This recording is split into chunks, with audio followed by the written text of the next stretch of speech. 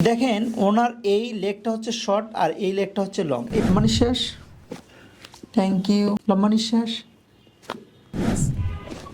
Thank you.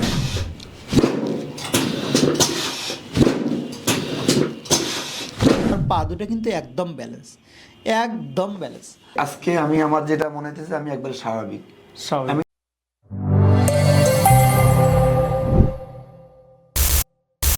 আসসালামু আলাইকুম। ওয়ালাইকুম আসসালাম। আপনার নাম কি দাদা? আমার নাম জগদীশ চন্দ্র রায়। ওকে, আপনার বাসা কোথায়? বাসা বনশ্রী। বনশ্রী থেকে আসছেন আপনি? আচ্ছা, আপনার কি প্রবলেম হতো বলেন তো? আমার সমস্যা, আমি গত 1 মাস ধরে আমার মাজা ব্যথা। মাজা ব্যথার জন্য উঠতে পারি না, বসতে পারি না। আমরা ট্রিটমেন্ট প্রায় 3 জায়গায় নিচ্ছি। এক্সরে করাইছি, আলট্রাসাউন্ড, যা কিছু করার সবকিছুই করেছে। কোথায় কোথায় ট্রিটমেন্ট নিয়েছিলেন? একটা মিরপুর অলক মেডিকেল, তারপর আপনার বাসার পাশে আর মেডিকেল আছে, খেতমাই আছে। 3 জায়গায় এক্সরে করেছি, কিন্তু কোনো সমস্যা ধরা পড়েনি। ওকে। এরপরেই 1 মাস ধরে ব্যথার ট্যাবলেট বা ইয়ার ট্যাবলেট খাইতেছি, কমতেছে, আবার বাড়তেছে। মানে হাঁটা চলার একটু বেশ কম হইলেই বাস ব্যথা। ওষুধ খাইতেছে, ব্যথা কমতেছে, কিন্তু একটু যদি বেশ কম হইতেছে হাঁটা চলে আবার ওই স্বাভাবিক হয়ে আসছে। ওষুধ খেলে কি একটু ব্যথা কম থাকতো আপনার?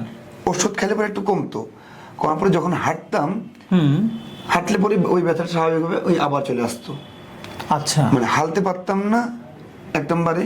2 নম্বর শুয়ে থাকলে একবারে ক্লিয়ার, কোনো ব্যথা থাকতো না। আচ্ছা। কিন্তু চলতে গেলেই সমস্যা, বা কোনো কিছু জার্নিং করলে একটু ঝাঁকি পাইলেই এই মাজা ব্যথা, এই মাজার জন্য আর মানে বসে থাক, আধা ঘন্টা যদি বসে থাকি আর বসে থাকতে পারতাম না। আচ্ছা আচ্ছা। আধা ঘন্টা বসে থাকলেই শেষ। বিছানায় কি টার্নিং মুভমেন্টে ব্যথা হতো আপনার? হ্যাঁ। যখন এই পাশাপাশি কাজ এই পাশাপাশি তো করতে পারতাম না, খুব করতে পারতেন না। স্লো মোশনে করা লাগতো। আচ্ছা, মানে আচ্ছা। একবার স্লো মোশন।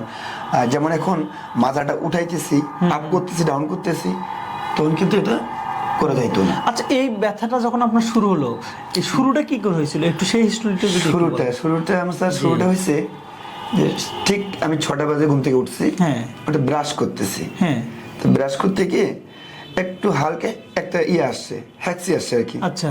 আসার সাথে এই জায়গাটা টান পাইলো, একটু কট করে আওয়াজ হইলো। আচ্ছা। আওয়াজ হওয়ার সাথে সাথেই আমার স্ত্রী এক পাশে আছে, আমি এক পাশে, আমি ওয়াশরুমে, ও হইলো রান্নার রুমে। আচ্ছা। তাকে কিন্তু ইশারা দিতেছে যে তুমি একটু আসো, মানে আমার মাথা চক্কর দিয়েছে। আচ্ছা। তো ঠিক ও আস্তে আস্তে আমি পড়ে গেছি। ও মাই গড। আমি পড়ে গেছি, পরে আচ্ছা। 2 জন মিলে আমাকে বিছানায় নিয়ে গেছে। প্রায় 10 থেকে 15 মিনিট পর আমার সেন্স আসছে। ও মাই গড। এই অবস্থা ছিল স্যার আমার। আচ্ছা, তারপরে আপনার মনে হয় এরপরে 1 মাস পর, প্রায় 1 মাস 2 দিন পরেই হ্যাঁ আপনাদের ভিডিও দেখলাম আমি। আচ্ছা, ভেরি গুড। আপনাদের ভিডিও দেখার পরেই ওকে।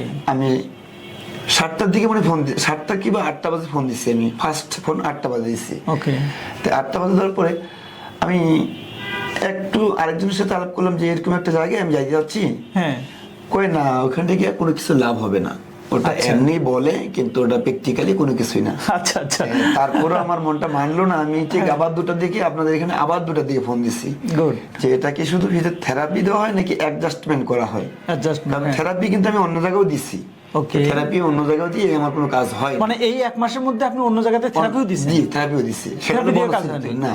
ওকে। থেরাপি ওনার শুধু আমার একটু ব্যায়াম করেছে বা করেছে, করানোর পরে এটা শেষ।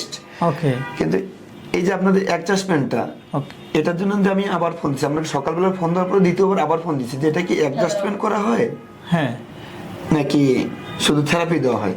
হ্যাঁ। তখন এখান থেকে আপনারা রিপ্লাই দিলেন যে না, এটা আমরা অ্যাডজাস্টমেন্ট করে দিই, যেটা ডিসপ্লে হয়ে গেছে সেটাকে সুন্দর করে আমরা অ্যালাইন করে দিই। ওকে। এই জন্যই কিন্তু আমার আশা। যাক, আইসা প্রথম দিনই আমার যেটা হইলো, হ্যাঁ, যে আগে যে আমি যে আসলাম, আমি কিন্তু একবার বাঁকা হয়ে আসছি, ঘুরিয়ে হাঁটতেছিলেন, একবারে বাঁকা হয়ে আসছি। বাবা, মেরুদণ্ডটা আমি নিজেই আয়না দেখছি যে আমার মেরুদণ্ড বাঁকা হয়ে গেছে। ওকে। তো বাঁকা হয়ে যাওয়ার পর আপনাদের এখানে যা ট্রিটমেন্ট দিলেন, দেওয়ার পরে ইনশাল্লাহ আমি রাস্তা দিয়ে যখন যাইতেছি, তখনই আমার একটা কি ভালো লাগতেছে যে না, আমি আসার সময় যে সিএনজিতে আসলাম, আমি বসে থাকতে পারি না, কিন্তু এখন আমি রিল্যাক্সে বসে আছি, আমার কোনো সমস্যা নেই। আলহামদুলিল্লাহ, আলহামদুলিল্লাহ। দ্বিতীয় টিপি স্যার, আমি সুস্থ আজকে 3 দিন 4 দিন পর মনে আসলাম, আবার 3 দিন পরে আসলাম। 3 দিন পরে আসলাম। আমার কিন্তু পরের দিনই আসার কথা ছিল, আমি আসতে পারিনি। আজকে আমি 3 দিন পরে আসলাম। ওকে। আজকে আমি আমার যেটা মনে হচ্ছে আমি একবার স্বাভাবিক। আমি কিন্তু 1টা মাস যে কি কষ্টটা করছি এটা বলা যাবে না। ওকে। তাহলে দর্শক, ওনার কাছ থেকেই শুনলেন, ওনার যে প্রবলেমগুলো হলো সেটা তো ওনার কাছ থেকেই শুনলেন। মাত্র 2টা সেশন উনি ট্রিটমেন্ট নিয়েছেন। এই 2টা সেশনে ওনাকে আমরা অস্টিওপ্যাথি অ্যান্ড কায়োপ্র্যাকটিক অ্যাডজাস্টমেন্ট করছি, ফোকাস শকওয়েভ দিয়ে চিকিৎসা করছি, পাশাপাশি আমরা কিন্তু মেডিকেল আকুপাংচারও ওনার জন্য ইউজ করছি। আমরা যখন এই হলিস্টিক অ্যাপ্রোচে ওনার ট্রিটমেন্টটা করলাম, উনি যেহেতু বনশ্রীর থেকে আসছে এবং উনি খুবই ব্যস্ত মানুষ, উনি প্রথম দিনে এসে বলছে আমি খুব ব্যস্ত মানুষ, কিন্তু আমি এই কোমর ব্যথার কারণে কোনো কাজই করতে পারছি না। তো তখন ওনাকে আমরা বুঝিয়ে বললাম যে আপনি আমাদের এই ট্রিটমেন্টগুলো যদি হলিস্টিক অ্যাপ্রোচে নিতে পারেন তাহলে একটা আপনি খুব দ্রুত ফিডব্যাক পাবেন। তো আমরা প্রথম দিনও ওনার মেডিকেল আকুপাংচার, ফোকাস শকওয়েভ এবং অস্টিওপ্যাথি কায়োপ্র্যাকটিক সেশন দিছি। আজকে সেকেন্ড ডে, আজকেও আমরা আকুপাংচার করলাম আপনাকে, তাই না? জি। ফোকাস শকওয়েভ দিলাম, তাই না? এবং কারেকশনও করে দিলাম।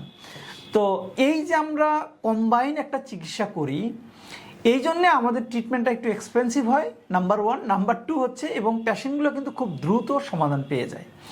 তো দাদা, আপনার মতো যারা ব্যথায় ভুগতেছে তাদের উদ্দেশ্যে কিছু বলতে চাচ্ছেন? আমার মতো যারা একটু কিট করে উঠছে বা কুটকুট কোমরে একটু টান দিচ্ছে, এরকম যদি কারো ব্যথা থাকে, আমার মনে হয় যে আপনারা একবার আসেন, হয়তো আপনারা মনে করতেছেন যে স্যার আমার শিখাই দিচ্ছে বা ইয়া করছে, আপনারা একদিন এসে দেখে যান যে অনেক একটা আরামদায়ক ইয়ে পাইবেন বা দ্রুত সুস্থ হয়ে উঠবেন। অ্যাকচুয়ালি ব্যথার অরিজিনটা কোথায় জানেন? ব্যথা যখন শুরু হয় সেটা মায়োফেসিয়াল ইমব্যালেন্সের কারণে কিন্তু আমাদের এই কোমর ব্যথা বলেন, ঘাড়ে ব্যথা বলেন, হাঁটু ব্যথা বলেন, পায়ের গোড়ার ব্যথা, অর্থাৎ বডির সব জায়গাতে যে ব্যথাগুলো হয় শুরুতেই কিন্তু আমাদের মায়োফেসিয়াল ইমব্যালেন্স হয়। এখন আপনি এক্সরে করলে তো মায়োফেসিয়াল ইমব্যালেন্স ডায়াগনোসিস করতে পারবেন না, আপনি এমআরআই করলেও কিন্তু মায়োফেসিয়াল ইমব্যালেন্স ডায়াগনোসিস করতে পারবেন না। ইভেন যদি আপনি স্পাইনটাকে ফোকাস করে সিটি স্ক্যানও করেন তাহলেও মায়োফেসিয়াল ইমব্যালেন্সটাকে ডায়াগনোসিস করতে পারবেন না। এটা ডায়াগনোসিস তারাই করতে পারবে যারা ফিজিক্যালি অ্যাসেসমেন্ট করে ট্রিটমেন্ট করে, তারাই শুধু এই মায়োফেসিয়াল ইমব্যালেন্সগুলো ব্যালেন্স করতে পারবে অথবা ডায়াগনোসিস করতে পারবে। তো উনি যখন আমাদের এখানে আসলেন, আসার পরে ওনার যখন আমরা হিস্টোরি নিলাম, ওনার যখন আমরা ফিজিক্যাল অ্যাসেসমেন্ট করলাম, তখন প্রথম দিন দেখলাম যে ওনার লেফট আর রাইট কোয়াড্রেটাস লাম্বোরাম প্রচুর টাইট। তো আমরা শুধু এই কোয়াড্রেটাস লাম্বোরাম রিলেটেড যে স্ট্রাকচারগুলো ছিল, অ্যাসোসিয়েটেড স্ট্রাকচার, এই স্ট্রাকচারগুলোকে যখন নিউট্রাল করলাম তখন ওনার পেইনটা অনেকটাই কমে আসলো। এবং আফটার অ্যাডজাস্টমেন্ট, কায়োপ্র্যাকটিক অ্যাডজাস্টমেন্ট, ওনার প্রথম দিনে প্রায় 80% 90% পেইন রিলিভ হয়ে গেছিলো। তো দর্শক, আমরা এই ভিডিওগুলো করার উদ্দেশ্য বারবারই বলি যে আমরা এই ভিডিওগুলো করি মূলত আপনাদের স্বাস্থ্য সচেতনতার জন্য। তো সেক্ষেত্রে যারা দীর্ঘমেয়াদী ব্যথায় ভুগতেছেন তারা অবশ্যই একজন ফিজিওথেরাপি, একজন অস্টিওপ্যাথি অথবা একজন কায়োপ্র্যাকটিক চিকিৎসককে দেখেন। আশা করি ইনশাল্লাহ খুব দ্রুত বেনিফিটেড হবেন। তো আপনারা ভালো থাকবেন, আপনাদের ভালো থাকাটাই আমাদের কাম্য। আমাদের যদি আপনি ভিডিওটা দেখে উপকৃত হন তাহলে ভিডিওটাতে একটা লাইক দিবেন।